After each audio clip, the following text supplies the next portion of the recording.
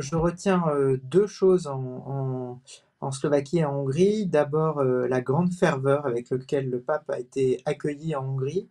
Il y a une attention médiatique assez forte qui s'est portée sur, la rencontre entre Viktor Orban, le Premier ministre, et le pape François, mais à côté de ça, il y avait un autre événement qui était vraiment cette messe finale du congrès eucharistique, et le pape a été bien accueilli. Cette place des héros à Budapest était pleine, et donc voilà, ça c'était quelque chose d'assez marquant. La deuxième chose que je retiens, c'est que le pape, fidèle à sa méthode des périphéries, a choisi d'aller dans un pays à la périphérie de l'Europe, la périphérie au moins parce que c'est un pays que l'on considère comme étant de second plan ou qu'on n'a pas toujours en tête, la Slovaquie, pour pouvoir s'adresser à toute l'Europe. Et pendant ce voyage, il a adressé, en étant en Slovaquie, des messages à l'Église européenne et aux dirigeants européens.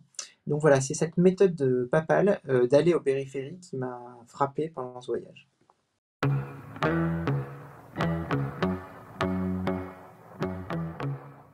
Alors les évêques de France qui passent à Rome ces jours-ci ont tous la même impression, pour ceux que j'ai interrogés, c'est qu'ils sont écoutés avec une forme de curiosité. C'est-à-dire que dans tous les dicastères dans lesquels ils vont, les responsables de dicastères, donc les plus hauts responsables du Vatican, sont plutôt curieux de ce qui se passe en France, ils les interrogent, ils les questionnent, et donc il y a un dialogue qui s'instaure. Quelques évêques qui en sont à leur deuxième, voire à leur troisième visite ad limina, et donc qui l'ont fait il y a 10 ans ou 15 ans, disent que il y a 10 ou 15 ans, on avait parfois des reproches ou des mises en garde de Rome.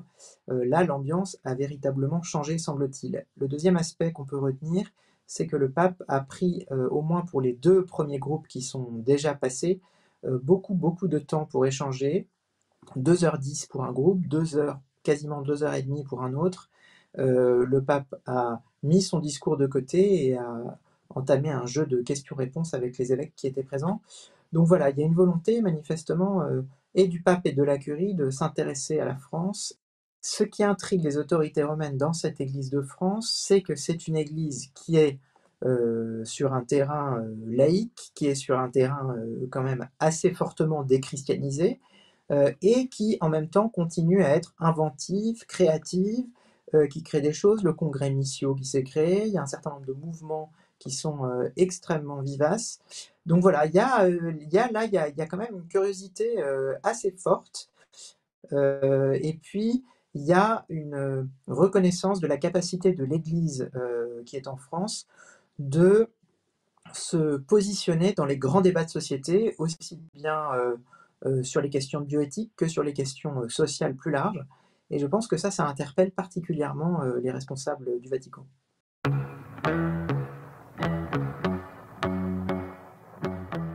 Alors, il y a un certain nombre de voyages qui se profilent dans les semaines à venir, au mois de novembre, au mois de décembre.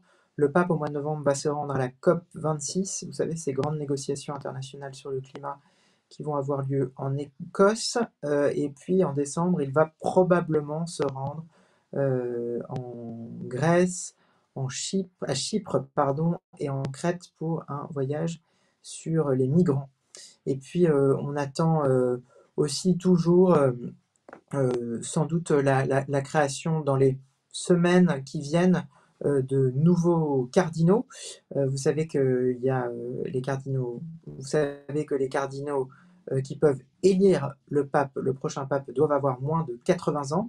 Il se trouve que nous sommes à 121 cardinaux électeurs et que le nombre maximum fixé par Paul VI est de 120. Et en général, quand on arrive à ce palier, eh bien, le pape recrée, puisque c'est comme cela qu'on dit, recrée des cardinaux. Donc il est probable que ça arrive dans les semaines à venir.